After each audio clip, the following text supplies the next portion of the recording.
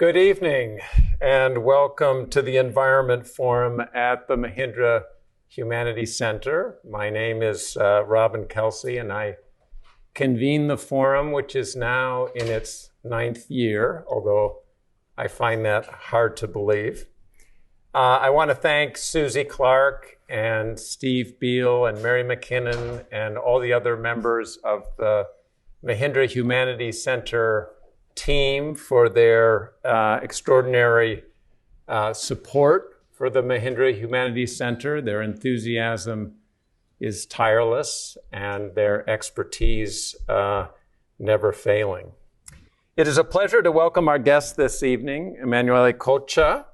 Dr. Coccia is associate professor at LEHES in Paris and author of celebrated books, including Sensible Life, a micro-ontology of the image, Metamorphosis, Philosophy of the Home, and the Life of Plants, a metaphysics of mixture. His work has been translated into many languages, and he also has a prodigious record of working in partnership with photographers, designers, and other artists on creative projects of various kinds. He is also, I hasten to say, no stranger to this campus, having spent a semester here as a visitor in the spring of 2022. As a thinker, Professor Coccia wanders fearlessly and with good humor across boundaries of discipline and field. For me, his work fosters a marvelous combination of recognition and surprise. Insights tend to dock up with previous experiences and engagements, giving rise to new ideas that are constellated in new relations. I find my head nodding and my eyes opening as I read. For example, when I studied fluid dynamics in college, I grew accustomed to the fact that the physical principles that operated with water also operated the same with air.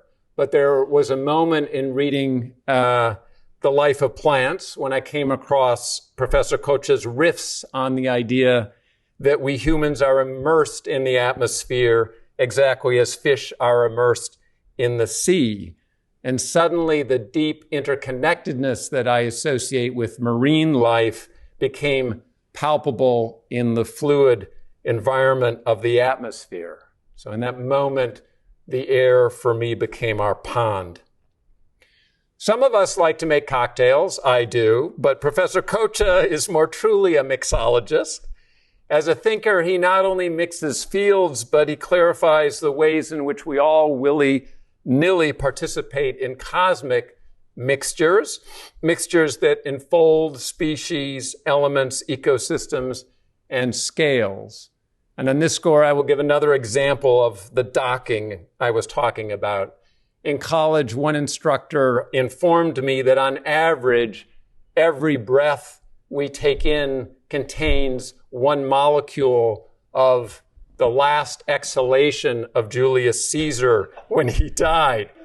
And I was never sure why an illustration of the vast extent of Avogadro's number had to hinge on the death of Julius Caesar. Are we supposed to feel some respiratory inheritance of empire? I always wondered.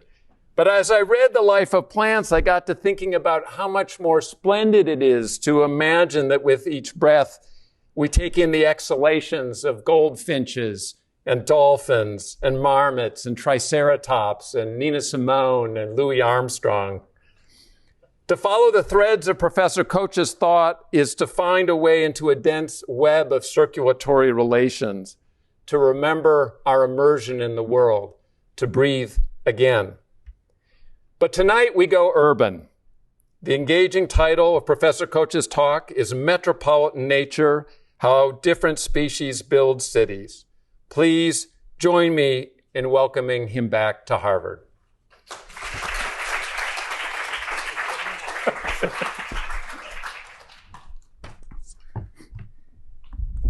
So, thank you. Can you hear me? Yeah. Thank you so much. Thank you. you hear me? Yeah, yeah. So thank you so much. Thank you, Robin, for this presentation. It was perhaps by far the most beautiful presentation I've got in my life. So I'm really touched. I'm really happy to be here and honored. As Robin said, I've been visiting professor here for a semester 2 years ago, and it was one of the most important period of time of my life. I've learned a lot. And the discussion with students and colleagues was really important. So I'm today, just in order to give you a context, I'm speaking about the research and activities that I'm doing in a very special place. I've got a residency this year in Piet Mondrian's atelier in Laren, which is actually the countryside, 30 minutes away from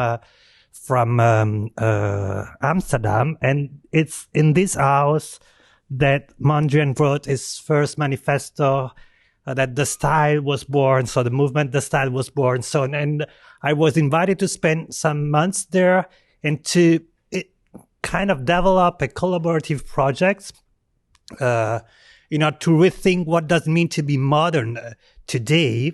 And what I'm preparing is a show that, have to search a venue. It will be probably be in Toronto, but it has to be decided. And those are the people who were invited, in the sense that all those people came to the house of within the atelier of Mondrian's, and we spent time there discussing, speaking together. And just in order to give you a couple of names, Beatrice Garnier is the director of curatorial affairs of Fondation Cartier in Paris. You all know probably Jenny Gang, who is teaching here.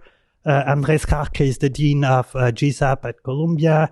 Aziza Shaouni, professor for architects and professor for architecture at Toronto University. Giorgio Andreattacalo is an Italian artist. Guy Trotti is also living here, is one of the most important architects who is working for. He was the first architect who produced a project for a moon station. Bernard Corey is an amazing Lebanese architect. Alice Backnell is an artist who is producing amazing video games. I will speak of her later. And Wang Shu and Lu Wenyu are like two extremely famous Pritzker Prize architects. So just to give you a kind of the reflections I'm presenting today are part of this project. So I will start with a story. We are in the early 90s, and a young Japanese guy growing up in a rural suburb west of Tokyo in Machido spends his afternoons collecting insects so much that his nickname is Dr. Bug. So Satori Tajiri, that's his real name, confesses to be fascinated by them. They moved in a strange way. He says, they are weird. Every time I found a new bug, it was mysterious to me. And the more insect I looked for, the more I found. He begins by collecting them, taking them home and studying them. But over time, his understanding of entomology grows. He begins to understand how they related to each other, how they feed to each other. And for this reason, he suddenly stops collecting them and continues to explore the natural world around him. Thanks to insects, he writes, a fishing pond can become a playground, a playroom, or an arcade. Years later, urbanization begins to make urban nature very rare. Satori Tajiri is saying children now play inside their homes, and many have forgotten to play with insects. Years later, as an adult, he decides to invent an alternative game which is able to become a substitute for the games of his childhood. This game is called Pokemon. And it is from this game that I would like today to try to imagine the city, the future of the city and the future of the interspecies relations. This may sound as a provocation, but it's not. There are at least 4 reasons why we should rethink ecology from Pikachu. So As we all know, Pokemon are natural creatures like fabulous animals or forest spirits with incredible powers. Children are their trainers, and in order to bond with them, they need an array of high-tech devices, Pokédex, bracelets, and most importantly, Pokeballs. If it's interesting and urgent to be inspired by the adventures of Sasha and Pikachu to think about the relationship between species, it's because they suggest that the relationship with the sacred spirit of nature and earth can only be established with the equivalent of our smartphones. They are an unlikely but effective fusion of high-tech and shamanism. It's hard to think a more beautiful idea. Technology does not exist to defend us or to keep us away from forests, rivers, fungi, animals, bacteria, or storms, but to connect and interact with their more spiritual side. That's the point. The fact that you can connect with the spiritual element within nature, not just with the material elements. All technology, just try to think about that. Try to think technology as a spiritual relationship with the world. And I mean, it's not so difficult. For instance, this glasses are like allowing me to get your spiritual part of, your beauty, your otherwise everything will be just a bunch of colors without sense.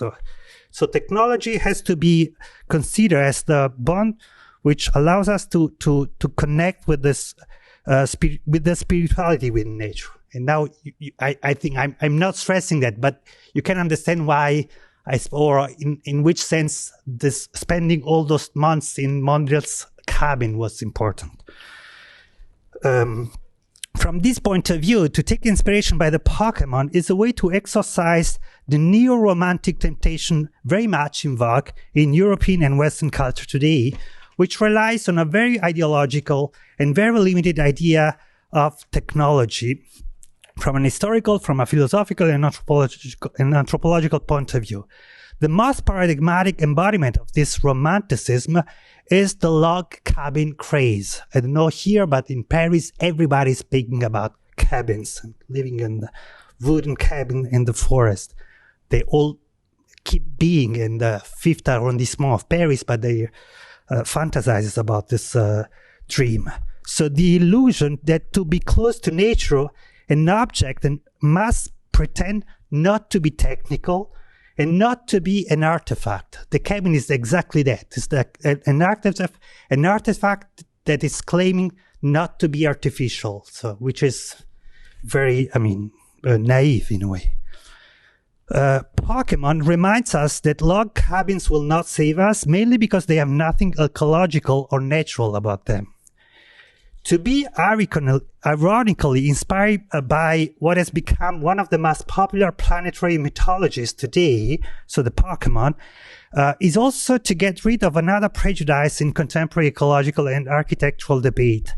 The idea that in the face of theoretical, political, and technological cultural embarrassment in the face of the global climate change, the thing to do is to go fishing for one of the many non-Western cultures and repurpose it as a solution to what has happened. This is a dangerous and very naive attitude. It is dangerous because it's in fact a form of neocolonialism.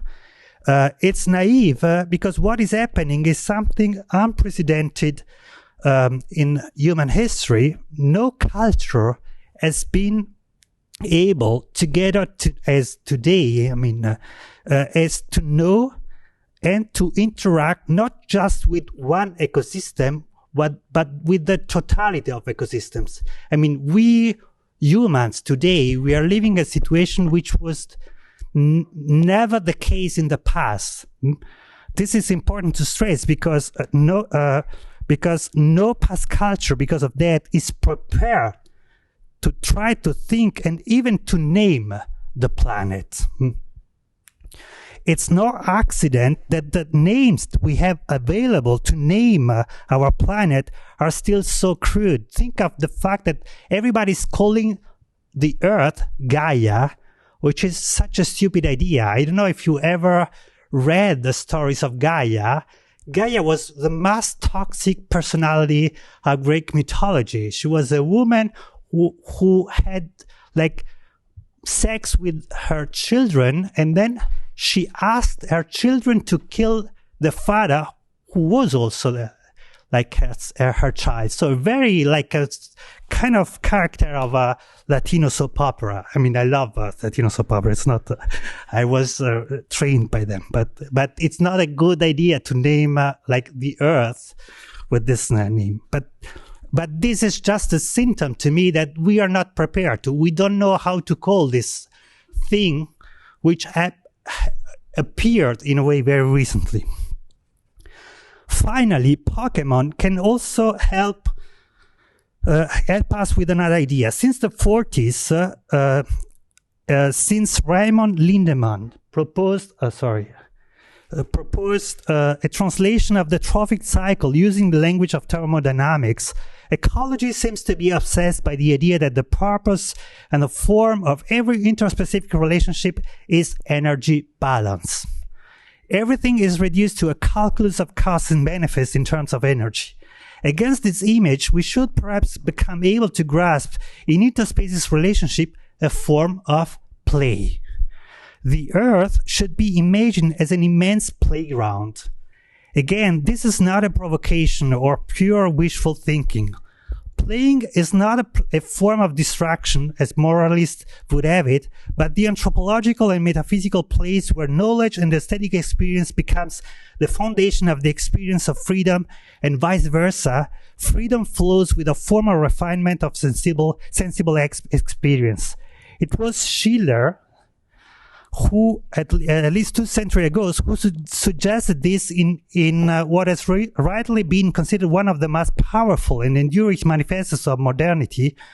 That is the Briefe über die Erziehung der Menschheit, so the letters on the aesthetic education of the human beings, composed between 1793 and 1795, in response to the failure, this is very interesting, in response to the failure of French Revolution. Art, following Schiller, art that agrees to embody itself in the form of play, stop thinking of beauty as a representation or copy of reality, and conceives of itself as the expression or the expression of a technical competence of a subject. Think of when you're playing. Think of when you're playing in the dual sense of like playing in a theater or playing, basketball or soccer. Your nature, when you are playing, is not expression of an ontology, but an arbitrary and freely chosen identity.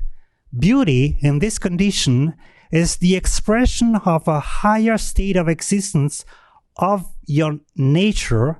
It's a stage of your nature that comes to define itself only through your freedom.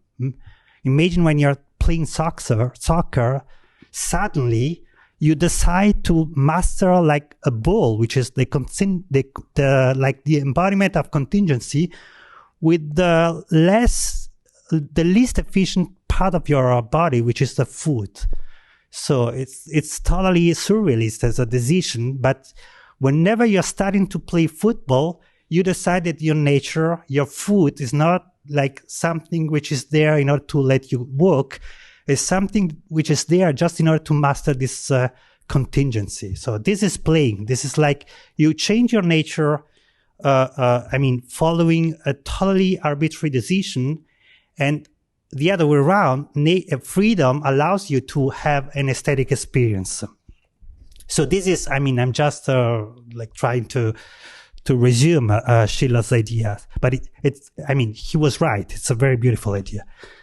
So play is a symbol and reality of a form of life that may not exist in us as a nature, but as a condition of possibility and the result of a series of arbitrary and free choices. In contrast, in play, freedom is accessible only by accepting a certain artificial and sensible form, a non-essential fabricated identity.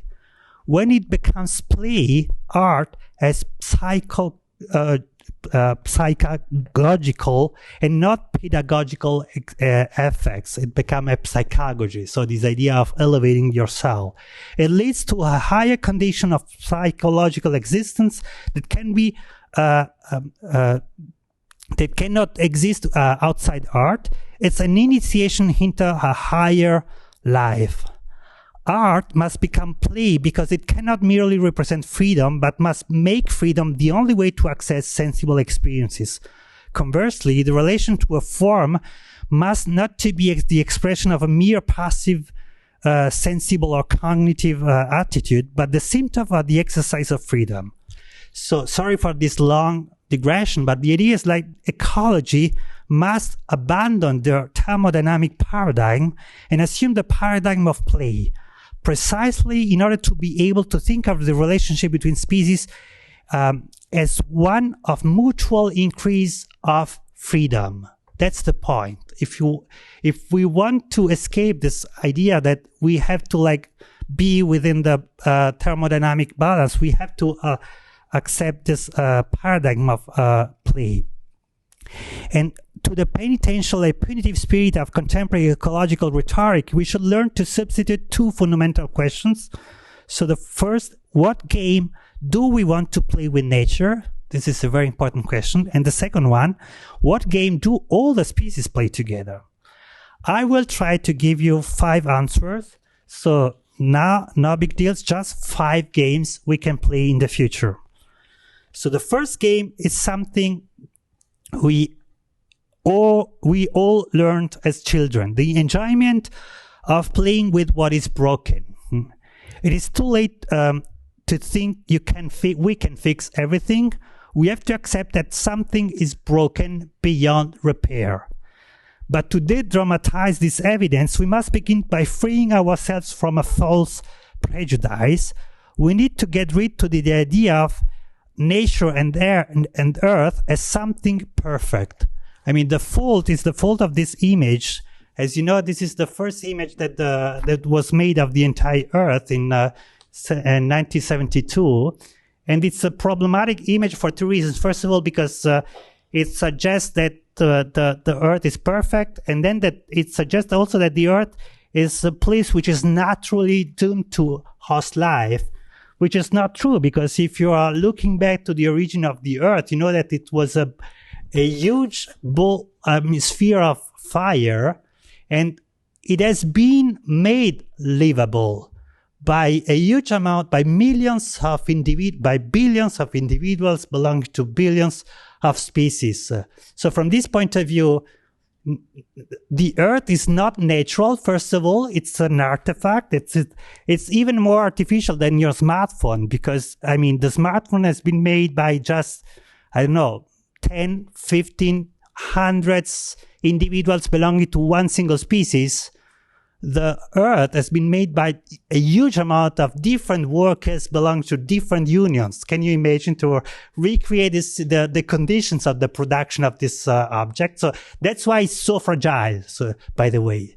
So first of all, so there is nothing natural in the earth. And secondly, the earth is not perfect at all. If you try to calculate the form of the earth, taking the gravity as the point of departure, you obtain this image, which is called in physics geoid. And you can see that the earth is not beautiful at all. I mean, it's like, today we are not allowed to say that. It's like differently beautiful. But it's not, it's like something which came out from the hands of a very bad, art students of the first year. So, but it's good to know, because it means that we can, do it better. We, not just the humans, a lot of people. Now let me tell you a story. The story of a German intellectual of the first half of the 20th century, Alfred von Rethel, who, like many of his colleagues, had fled from pre-Nazi Germany, in economic crisis by exiling himself to southern Italy. Between Capri, Positano, and Naples, this friend of Adorno, Krakauer, and Benjamin managed to understand what technique is. It may sound strange that a 20th century German would understand the nature of machines in a place where nothing really works since centuries, yet the revelation took place not in spite of, but precisely because, as Sondredel wrote, I'm quoting him, in Naples, technical devices are always broken, and only exceptionally by strange coincidence do we encounter something intact. The essence of technology, he continues, lies in making what is broken work. It's the insight that allows one to overturn with a smile on one's face a defect into a life-saving advantage. So the idea of Sondredel is that actually he published this text in 1926 in a German newspaper, and the title was "The Ideal of the Broken Down Object," and the text started with the sentence, in Naples, things start to work when they are broken. This is the paradox, which is extremely interesting. So faced with a broken object, the technology does not seek to restore the original state, but tries to invent a different use for it. A broken wheel motor, Sondredel tells us, is used in Naples to whip cream into a pot. Technology can make what is broken work only by changing its context, by twisting its purpose. So it would be hard to imagine a more beautiful and surprising idea. The first reason for surprise lies in the values it places on the fact that things break. After decades of habituation to the idea of automatization, we have turned the experience of seeing things break, fall apart into a tragedy or something dramatic. We make it a moral fault, a crime, the evidence of radical evil, the demonstration of the impossibility of theodicy. Against this strange theology of perfection, Sondredel reminds us that the world is instead constantly and happily broken, blunted, cracked, smashed, shattered, torn, damaged, ruined, wasted, marred, deteriorated, worn out. Everything is naturally broken. To be broken is the daily life of artificial and natural things. We need technology exactly because, and only for this, because of the fact that to be broken is like the destiny of everything. An artifact capable of constantly keeping itself alive would be indistinguishable from a frightening divinity. The second and more important reason for surprise lies in the idea that in the face of the rupture, technology does not seek repair, but always practice a form of détournement, of hijacking. We are so hypnotized by a strange litany about repair. In the face of the death of things, we believe that the only possible experience is resurrection, which is a very dangerous idea. To restore to matter that has been transformed to a form that belongs to the past. A comparison with living things is enough to realize that it's a dangerous illusion. The idea of repair, like the idea of recycling, thinks of the life of things in an extremely reactionary way. Things can exist only if they remain what they were, only if they eternally return to being what they have been. Yet, the resurrection of bodies does not exist outside of faith. Forms cannot live without transforming themselves, and above all, to ask objects to constantly maintain the form is to take the future into hostage. That's the problem. You are delaying the future.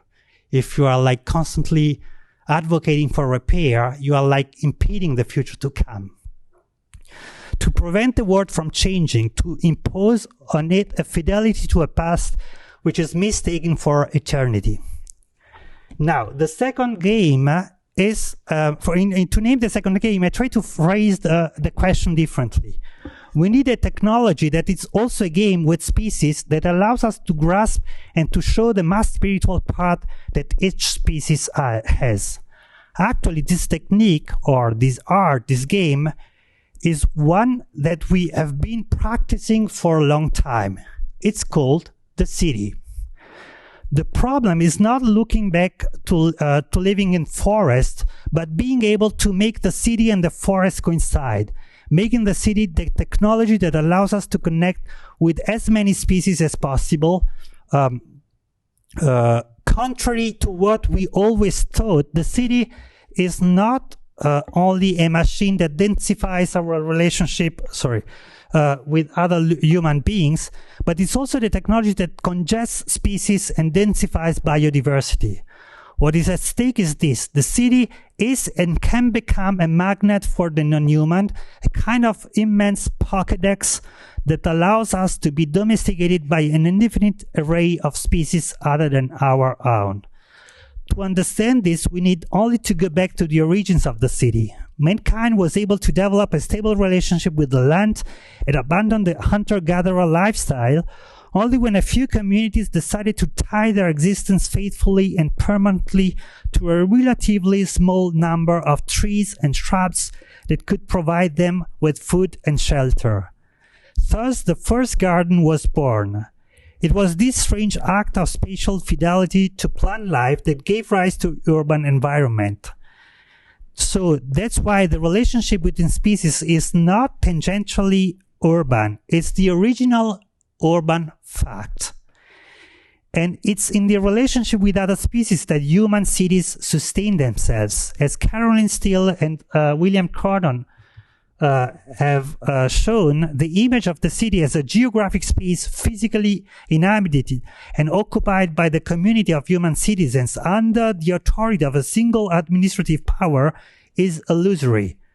Cambridge, Chicago, Paris, Buenos Aires, Beijing, Dakar exists far beyond their administrative boundaries and include, in fact, all the land inhabited by the cultivated plant and livestock needed to sustain urban communities.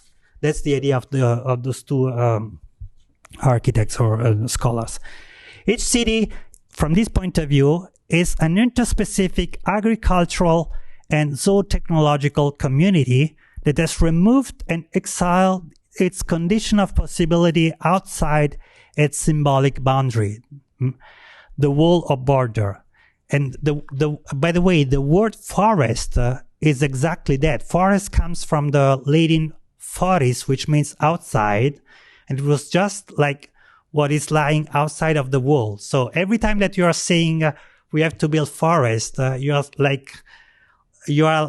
an attitude of those kind of people that in Europe are saying we have to help the migrants but at their place, not here. So you are like the perfect translation of forest would be a sort of non-human refugee camp in a way. It's technically that.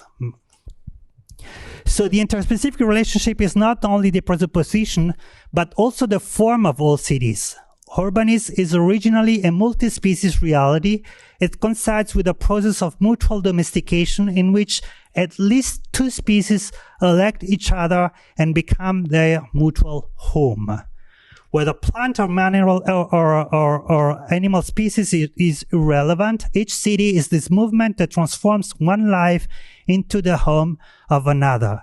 Each species produces urbanism by associating with the others, and vice versa. Urbanism is always a symptom of the coexistence of at least two species.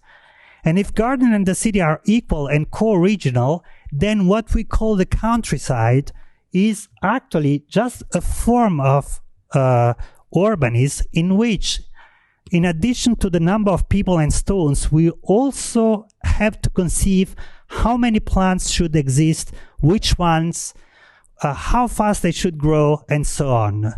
So consequently, any form of opposition between city and countryside is illusory. The solution to climate change lies not in replacing city with a countryside, but in designing cities in a more radical way, extending the culture of urban congestion to a culture of congestion of species densities and biodiversity. To do this, we must convince ourselves that multi-species congestion is the most radical form of modernity and contemporaneity. And it is a way to give contemporaneity to a nature we have always been accustomed to seeing as nailed to an ancestral past.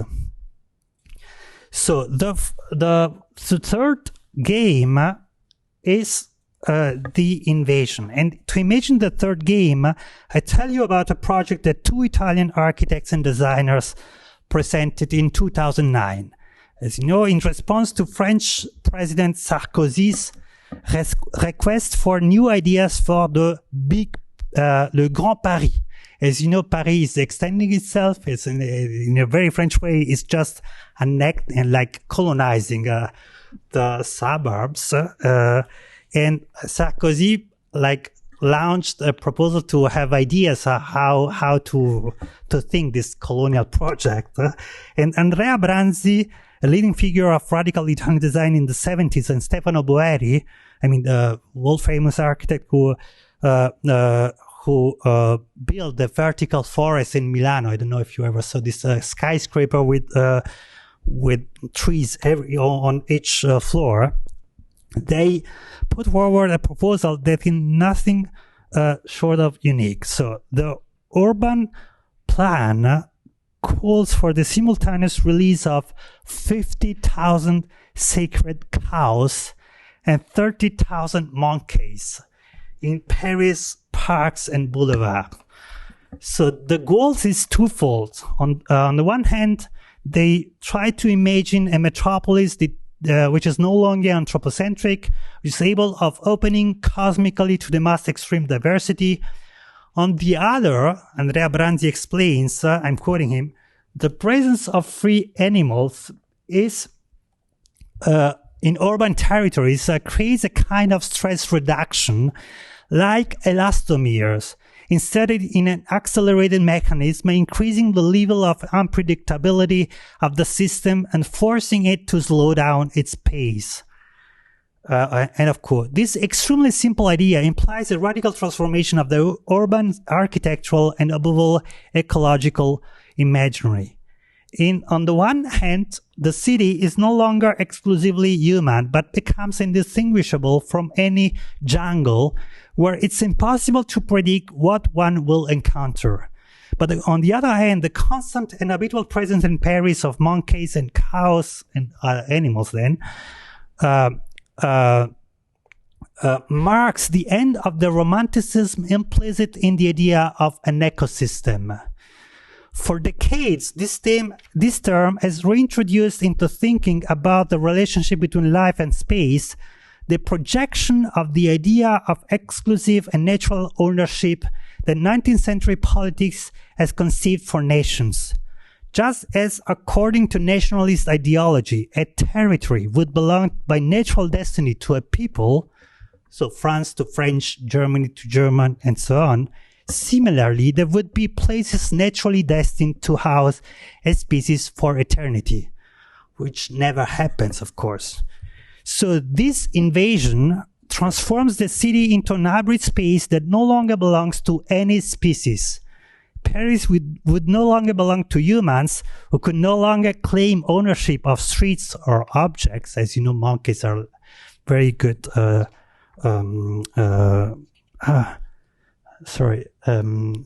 they steal objects. Scavengers. But neither would it belong to cows or monkey who could no longer inhabit the space of the Seine as if it were their ecosystem.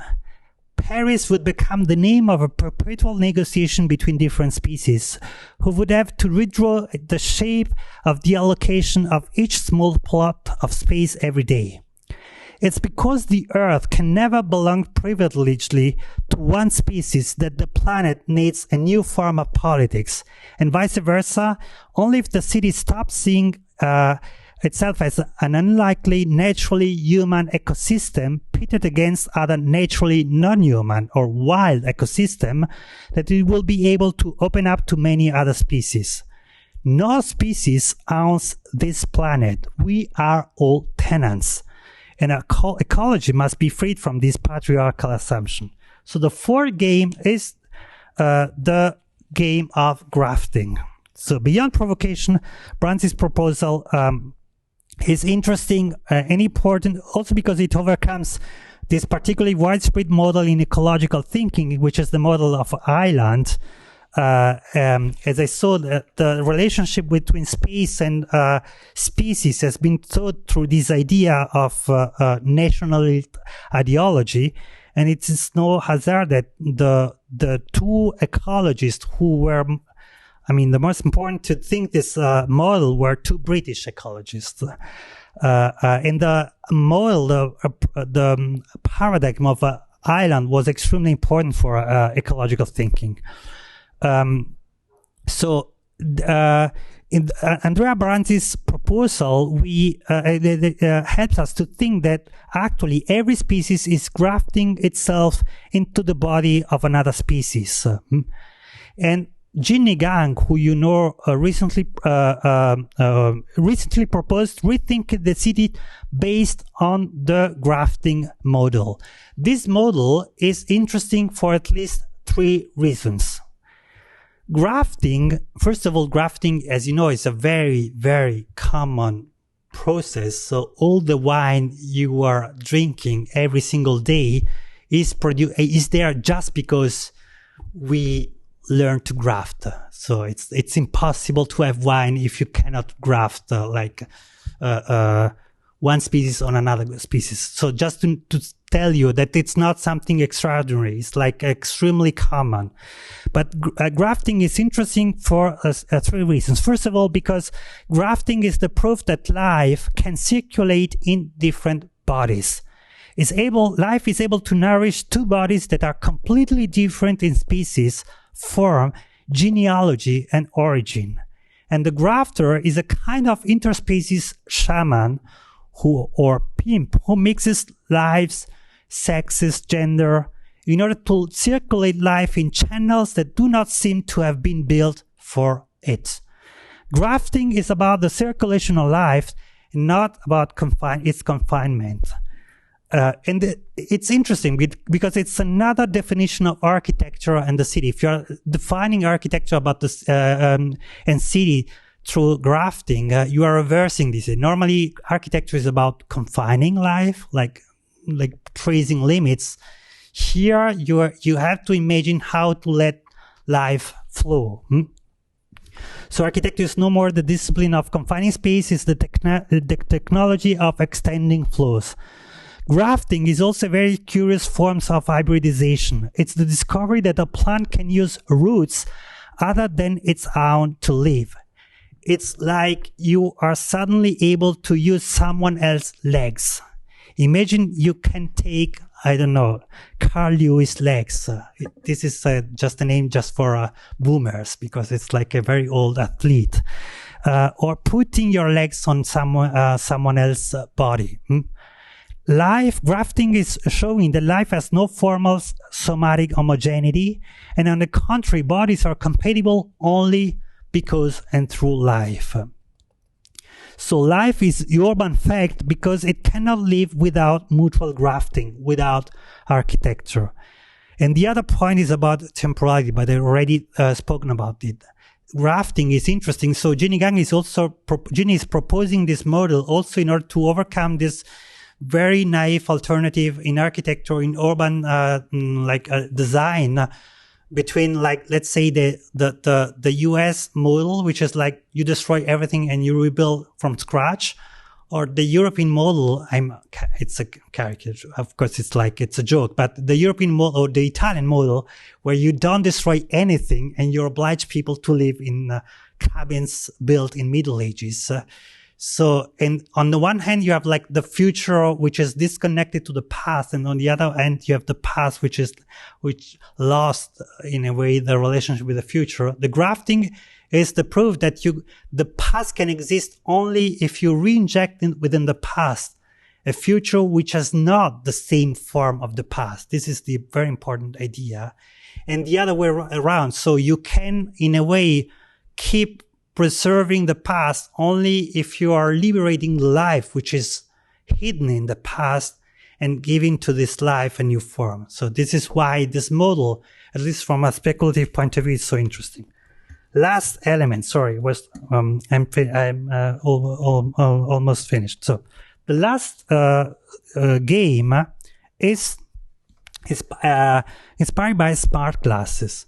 Smart glasses that should help us to think about other species. Again, this is no provocation.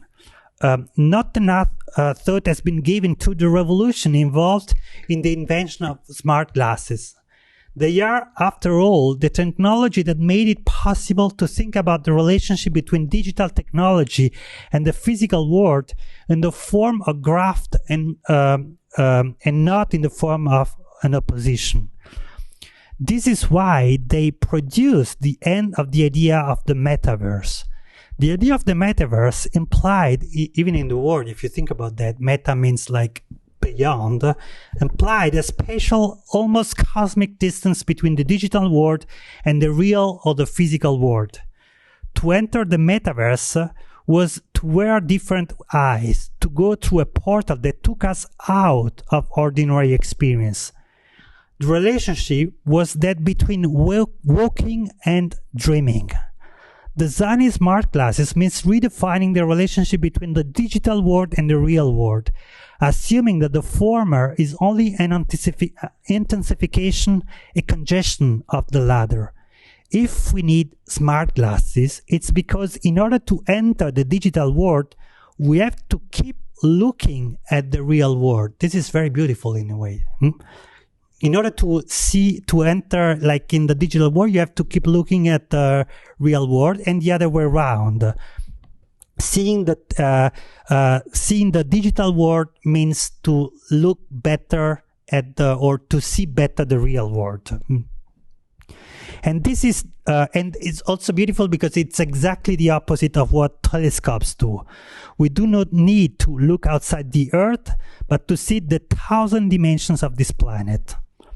It's this game which should play with other species. They should not be something external, that should not be a forest, but the perceptual depth of our cities. Smart glasses are interesting because they reduce the distance between the real and the game. They no longer oppose the video game experience and the real experience, but they graft the one into the other. This grafting is actually the most natural physiology of any video game. After all, whenever we play a video game, our subjectivity is grafted into someone else's bodies, or vice versa, a foreign mind is embodied in our body. Technically, we could say that video games turn everyone and everything into demons. So the demon in Mediterranean theology was the mobile subject, the I, the ego, insofar as it is able to bind itself to a body without needing to be perfectly mirrored in it and ontologically dependent on it. The demon is an I that is relatively autonomous from the form and the nature of the bodies it inhabits, and for that very reason can go everywhere. Video games are precisely this kind of psychological gymnastic. When we play Death Stranding or The Legend of Zelda or whatever, we experience this strange change in the relationship between our consciousness and the body through which we experience reality. We continue to be an I, an ego, a subject, but we are so literally occupying or haunting another body, so the body of like Zelda or the body of Link or Mario or whatever. We are sensorily experiencing someone else. We live as an ego in someone else's soul. You have the same soul, but you borrow someone else's body. Our consciousness becomes the mind of a body. Sorry.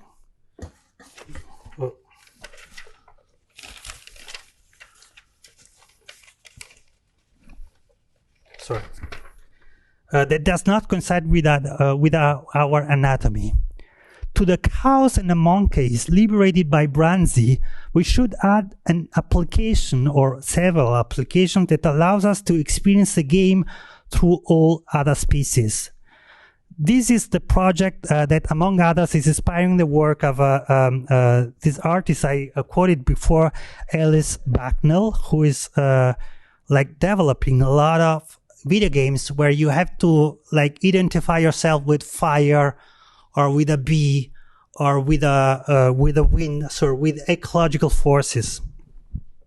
So our relationship with nature and the city should be a kind of planetary demonism, a psychological transhumance that allows us to become and inhabit the soul of everything around us, but also the other way around, experiencing ourselves as the transhumans of all demons of the planet.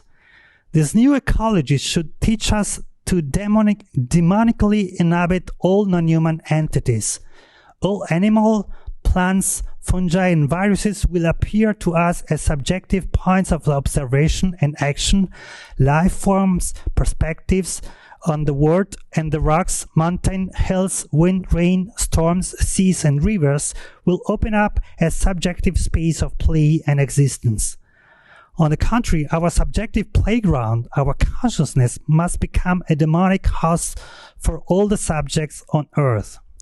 It's no longer simply a matter, as Aldo Leopold suggested, of thinking like a mountain, but of making making the thinking the video game of all the elements of the earth.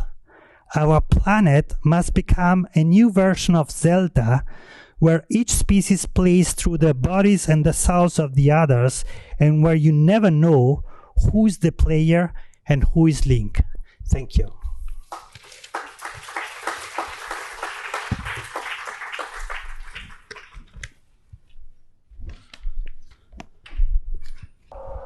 All right, thank you so much for a talk that was not a provocation. It was quite provocative. And I'm sure there are many, many questions on the part of the audience, so I'm going to limit my own inquiries. I did want to start with one, which is, you talked about the notion of a broken world in relationship to the Blue Marble photograph. And I was just curious about the relationship between a broken world and the fallen world. That is, the Christian story of a world that was perfect, but is now imperfect as a result of our knowledge, and that requires a certain kind of improvement.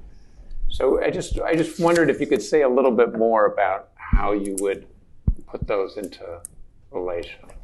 Yeah, thank you so much. It's a very interesting question. I never thought about that, but it's true that, like, the scene which is told in the first lines of the Genesis is perhaps a very strange idea of, like, or it's a sort of perversion of the idea of the experience of break into something which has a moral fault as a cause. So in a way, probably because because it denies that things have a nature, have like a physiology. But on the other, perhaps it becomes clearer if we take this comparison from the opposite point of view. The contemporary debate about ecological the climate crisis, it's a very how can I say, it's a sort of very strange theological debate, in the sense that we are depicting ourselves, that we are depicting humanity as, first of all, as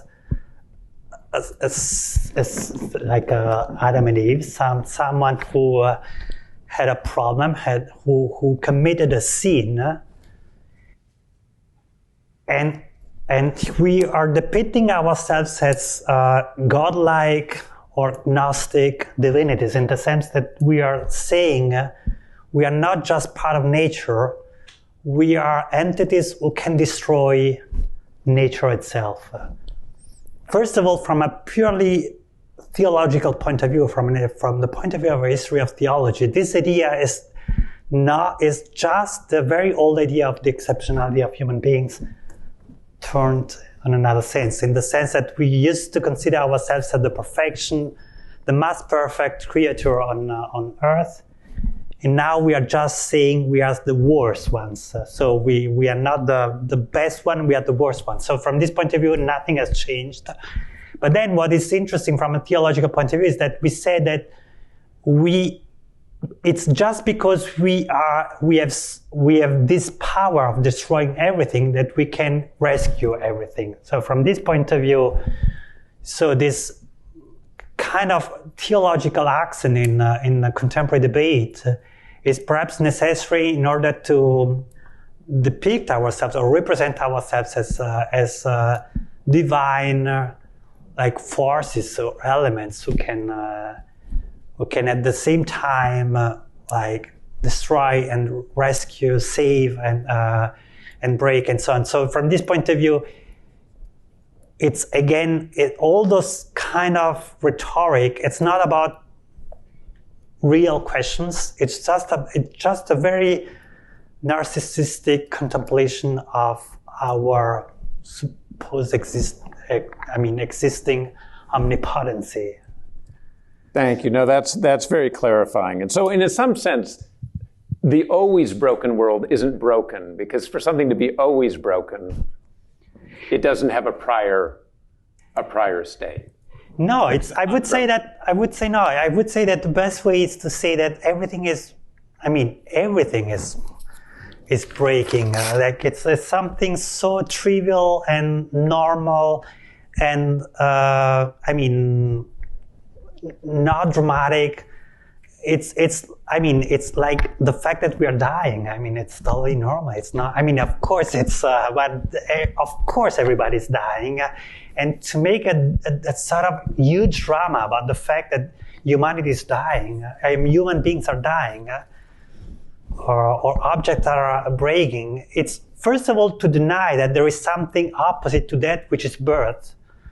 So it's birth which is interesting, not the death. In a way, we are dying just because we are born. So I don't know if you ever thought about the fact that what does it mean to be born? To be born means that in order to exist, you have to take a life which was already there. You have to recycle an already existing body. So to be born is the most universal phenomenon on Earth.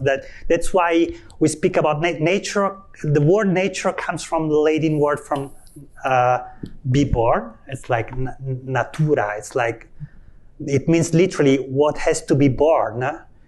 And the nature is the collection of things that have to be born in order to exist, which is not a tautology, because again, to be born means that you cannot exist on on not living matter. You cannot take a bunch of atoms which were there, not occupied by someone else, and then start to give light to those atoms. As your professor said, you have to recycle something which was already there, which was already living. So I am like to afford to keep living the same life of my mother. So my body, from this point of view, is much older than, the life which is like hosted by my body is much older than my body. I'm 48, but this life was like belonged to my mother and the mother of my mother and the mother of my mother. That means that our lives is there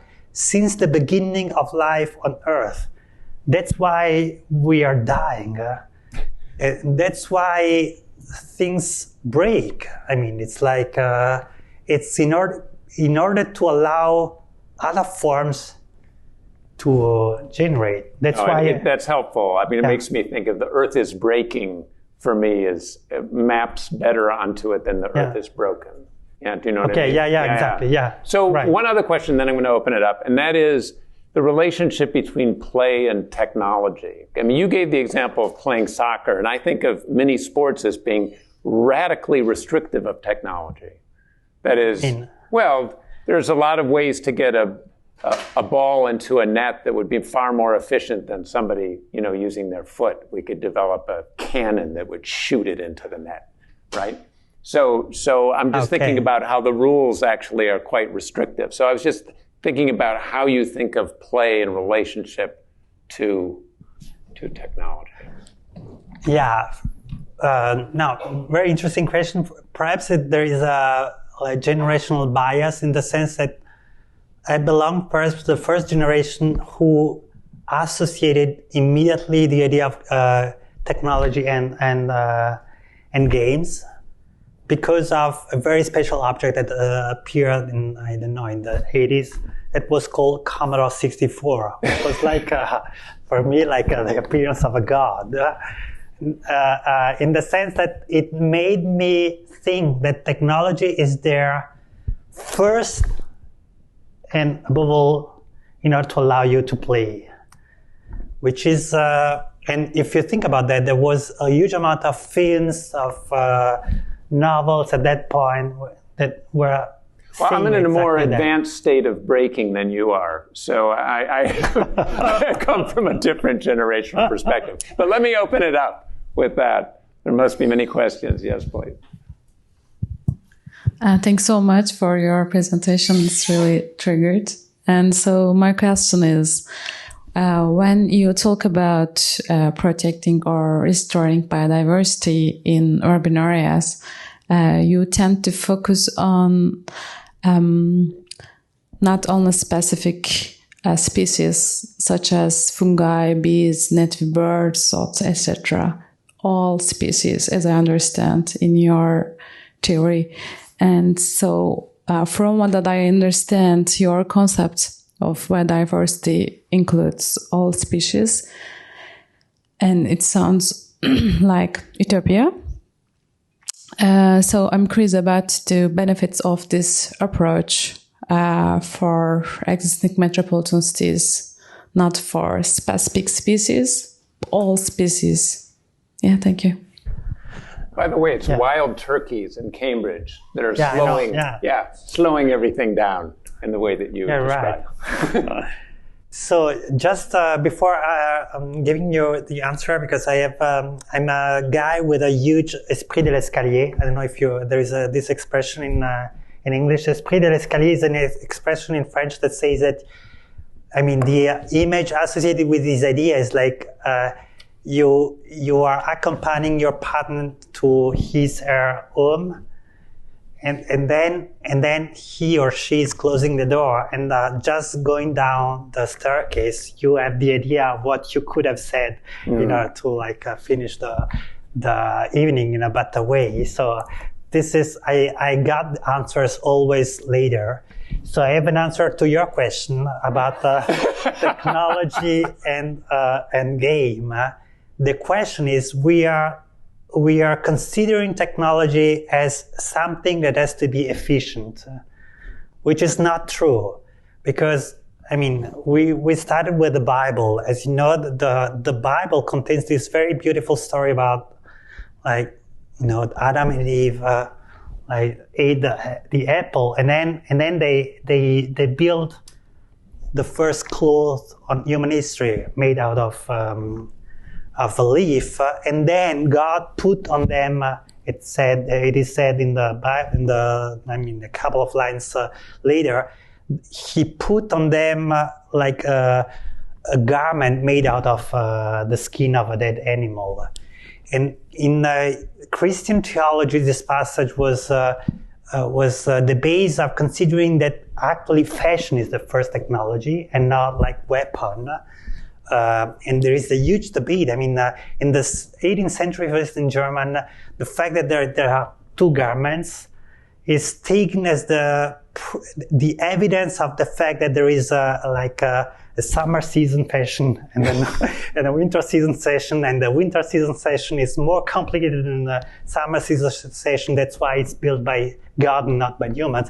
But this is all to say that if you consider fashion as never, it has not to be efficient. It has to be good, beautiful, but not efficient at all. So that's why we are biased by this idea that technology should be efficient. Technology is always a play. It's the space of a play without any task that makes our lives much more difficult. I mean, look at fashion. It makes our life much more difficult than it could be. So this is why I think from this point of view, game and technologies are much more closer than we think. Coming back to your question, thank you so much. I mean, I think I didn't speak about specific species because I didn't want to bother you. I just wanted to give kind of a clear idea of what I'm talking about. But I could give a lot of examples. Just staying to the, I mean, just taking a couple of examples. One example from the people I've quoted. Stefano, as you know, Stefano Boeri is an Italian architect who built in Milano, like what he called the vertical forest. It's a skyscraper where you find at each floor trees. And I mean, it's interesting. First of all, from a like a purely speculative point of view, because it's a sort of manifesto which is saying, in order to bring the forest back in the city, we don't have to abandon or to quit modernity. It's modernity itself that can become a forest. So he took a skyscraper, which is like the embodiment of architectural modernity, and it transformed it into forest. So from this point of view, it's already interesting. But from a more specific point of view, the surprise was the fact that because he designed the botanical part of the skyscraper with of course with an agronomist, and the surprise was first of all to discover that because of those trees that were at a certain high in Milano, a lot of birds came back to the city. So it became a very interesting device from the point of view of the ecological services that it can like deliver. So a lot of hawks came back in Milano because of the presence of those trees. So from this point of view, I'm not speaking just about like very abstract interplay of species. You can design very specifically which kind of species you want to welcome in a place. But the principle in this case is interesting. In the case of Stefano, it's interesting because it proves that, because what is happening is that the house of humans, so the skyscraper becomes the house of trees, but the house of trees becomes the house of insects, and because of the insects becomes the house of birds. So for instance, this was interesting also because it shows that ecosystems are not in a relationship of spatial contiguity. They are in a relationship of nesting. So every ecosystem is nesting in the body of another ecosystem. So from this point of view, you can design very specifically which kind of species you want to welcome, where and when. Of course, I mean, it's a huge project, but I don't think it's just an utopian project. I was invited like 7 years ago to a very interesting seminar led by two architects. The context was the Architectural Association summer schools, and it was in Berlin, not in London. But they invited students to make design projects for animals within the city. And I mean, the project the students did were really amazing. I mean, in terms of like imagination, there was like a beehive in macrame, or I don't know. There was a group that made a house for crickets that allows to amplify the sound of crickets within the cities. So it's not just it's not just a purely abstract theoretical model. It's just we can redesign, even for instance, that now there is a huge debate in Paris, for instance, because people realize that you cannot build like flat facades of the houses, because otherwise birds cannot nest. So from this point of view, it's also very clear that you can design with knowledge of what kind of species. You can design the space within cities, knowing very exactly who is coming when. Exactly like when you're designing a garden, you can design very clearly who is coming, also in terms of width and when. I don't know if it was...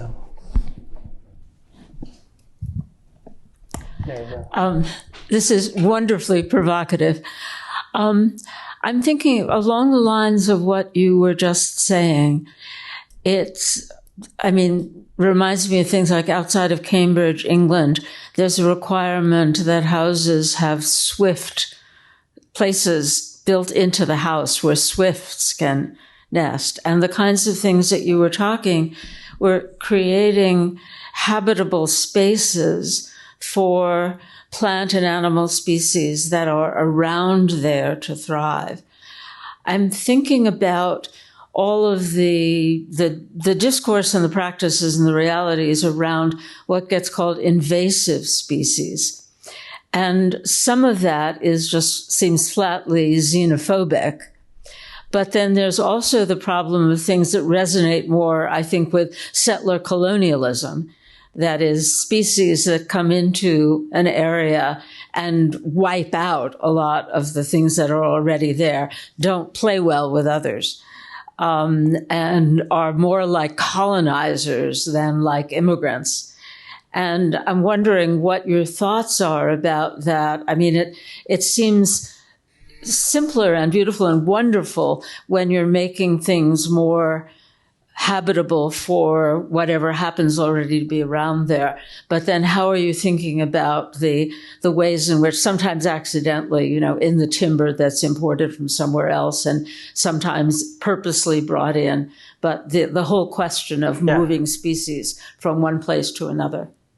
Yeah, thank you so much. Of course, it's a huge debate among botanists and landscape architects, how to deal with the so-called invasive species. First of all, it's interesting to know how this concept came out. Actually, it was the invention of a British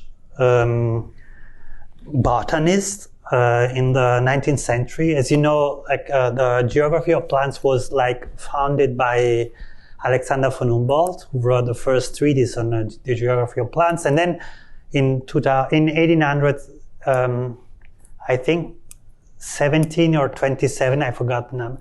But then around this date, people started to try to think what is the relationship between a space and the plant species who are inhabiting the space. Among them, there was a botanist, a British botanist called Eliot Watson, who started to ask himself, how can I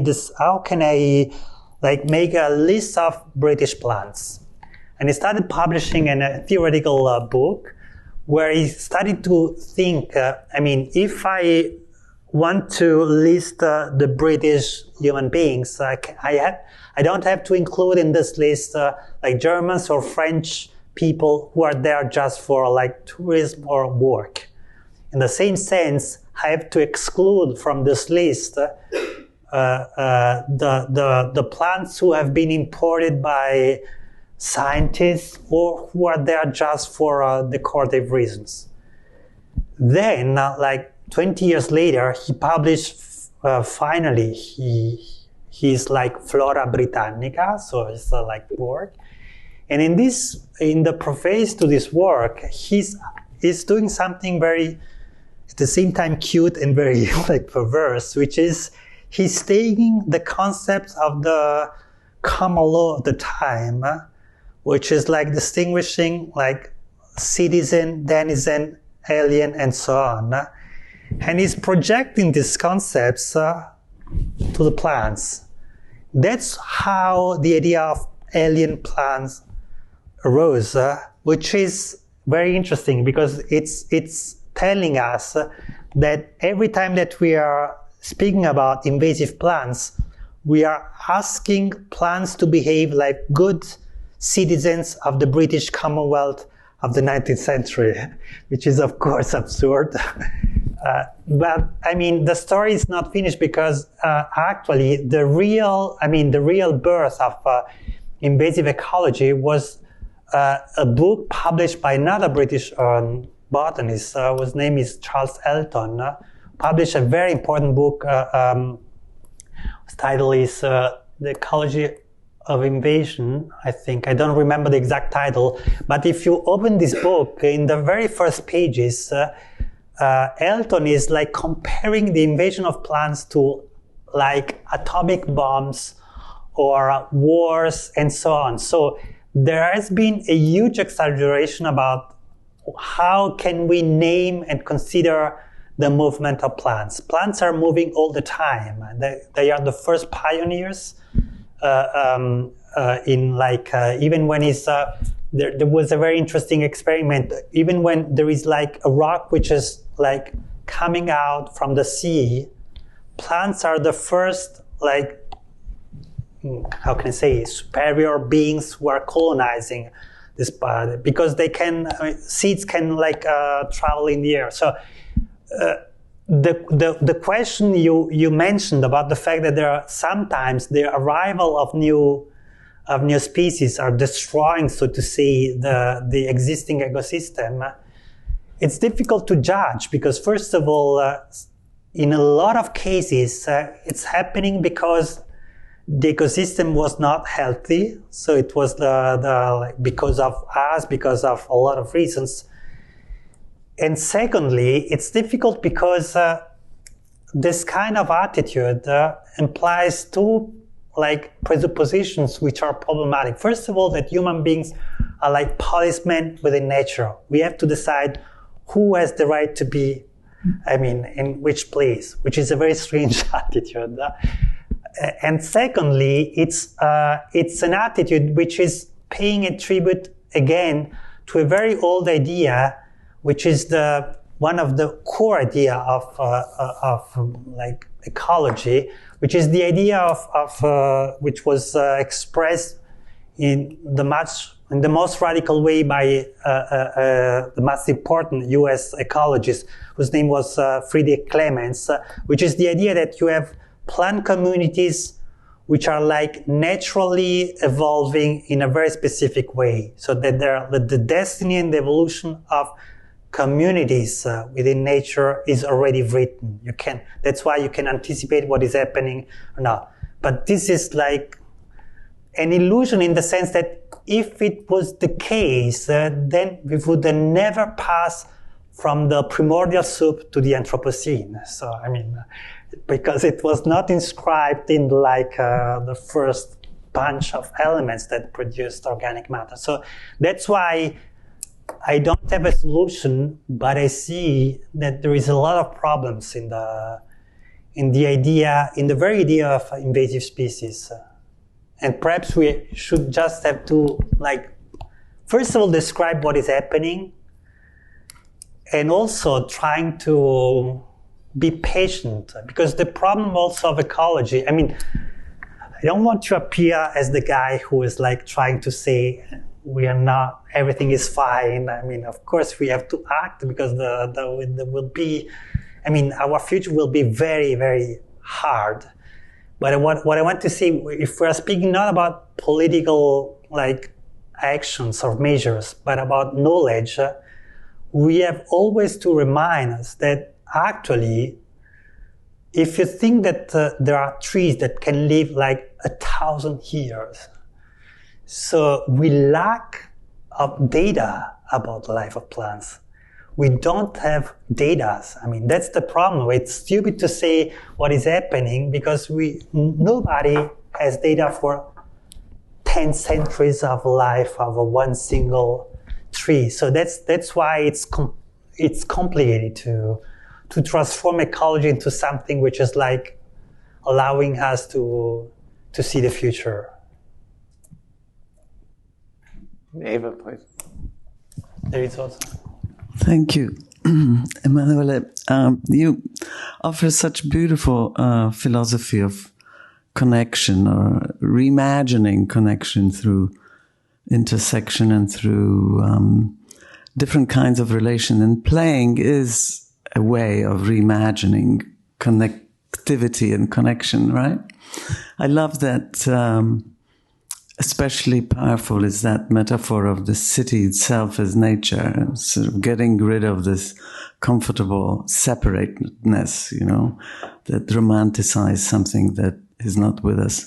But I'm just wondering whether you were thinking at all about the ethics of play, because some of the examples that you were giving implied a certain kind of violence, right? Or violation. Like grafting doesn't happen by itself, right? It's not like a natural imposition of one thing into another. You really have to put it in, as it were.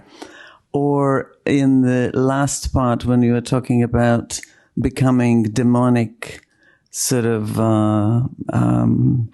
how did you put it? Demonic... Transhumans. Transhumans? I don't know. I don't remember. Well, we were talking about sort of,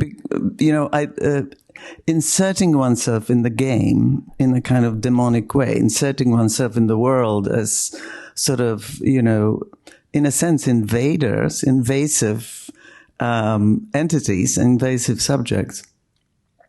For you, though, in order to blur the relation between what's the game and what's the player, right? To kind of de-hierarchize it. But there is a bit of a violence in that too, right? So I'm wondering whether you're thinking about these invasive acts of reconnection in some ethical terms, or is this... Yeah. Is there ethics to play, in other words, to put it very shortly? Yeah, thank you so much. So it's of course, it's a huge question, and I would need like 3 days in order to give you a proper answers. But we all want to eat, so that's why I will be shorter. But let's stay on eating. In a way, the question of violence, for instance, it's interesting from a purely historical point of view. As you know, ecology was born like among the circle of students of Linnaeus. So in the 18th century. And the insight was, Linnaeus was the first guy who produced like a sort of map of the logical relationship, morphological relationship among all species. And his students realized that those relationships are not just like formal, morphological, logical, they are social. So that's the point. That's why ecology was born. And when you're looking at the very first treatise, it's like around 740 something, there is something which is striking, because when you are looking at the totality of relationship of all species with each other, you realize that there is something which connects every species to each other, which is the eating process. But the eating process, it's extremely violent. That's the first shock. It's very beautiful. In a lot of treatises, you can read passages where the author is saying, oh my God, you look at the nature and everybody is torturing everybody else. Why is that? What is happening there? And I don't give you the solution of this problem because you have to read this text. But it's interesting to translate the question you gave to me with the eating problem. Also, we all experience a very violent process in life, which is eating. We are animals. So, and it doesn't matter if it's an animal or a plant or a fungi or whatever, we need to like include the body, the flesh of other living beings in our body. So this is like at least 2 or 3 times a day, we are like reincarnating ourselves into the flesh, within the flesh of another species. So this is like a necessity, but we never think about that. We like make up like the food in order to like delete this experience, but it's there. It's not, you cannot escape. Even vegan cannot avoid to eat living beings. So how can ethics intervene in this context? Of course, it makes no sense to say we have to stop this process because then you are just dying. And also, it's problematic because you cannot judge what other species are doing just in order to live. It would be very naive. But there is an attitude which could be interesting to like radicalize.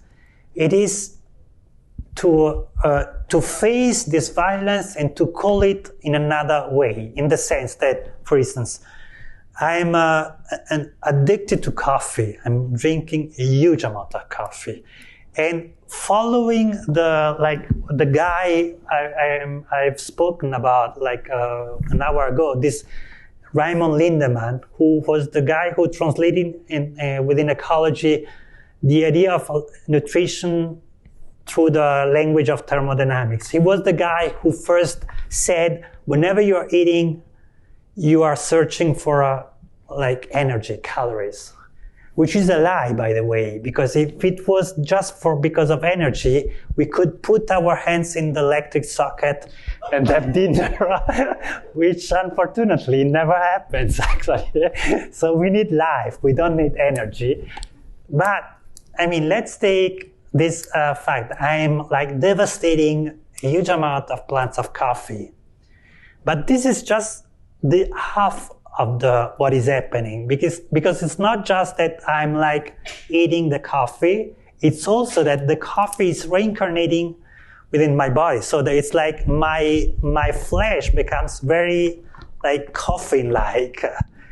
Why, instead of saying that drinking coffee is giving me energy, why are we not starting to saying that whenever I'm drinking coffee, I'm haunted by the spirit of coffee? It's a metaphor, but also the thermodynamic model is a metaphor. And perhaps it's more interesting from an ethical point of view to start to consider that whenever you're eating pigs, cows, you are inhabited by a presence which is different from being human, from your human nature, which is helping you to be. For instance, it would change everything if we started to say that whenever you are drinking coffee, you become more sensitive to reality. And this is not you. This is not human. This is just coffee. So you are a coffee-like existence. And it's also closer to truth than the idea of energy, because this idea of energy is also purifying our idea of the body. We are considering our body as something which is purely human. We're speaking about, but our body is a cosmic butchery. We are eating every day a huge amount of matter which is nothing human. So from this point of view, we should also start to say, perhaps whenever a human is dying, to list all the species of who gave the flesh to this guy or to this woman. When it will be dead, should be the list under my name on the I don't know. It's been hundreds of cows, hundreds of pigs, hundreds of wheat plants, and so on. So we are all this, and the ethic discourse can change our attitude by naming this interaction, and perhaps stopping saying always violence, because I mean, to say that it's a violence sometimes is just to denounce a cognitive problem without trying to understand what is happening and why it's happening, what is happening. That's the point. I think from this point of view, but the discourse would be too long, there is a huge problem today in the critical attitude, which is the idea that you just have to denounce the violence without solving the problem. And I'm telling we because it's a very, very common attitude in the academic world. We, in a way, transformed what in the past was a medical attitude, a therapeutic attitude. You want to solve the problem, into a priest attitude. You want to just denounce, as you said, a sin. That's the problem. The problem, I mean, violence is a very imprecise word. No doctor would say, when you are sick, there is so violent, what is happening?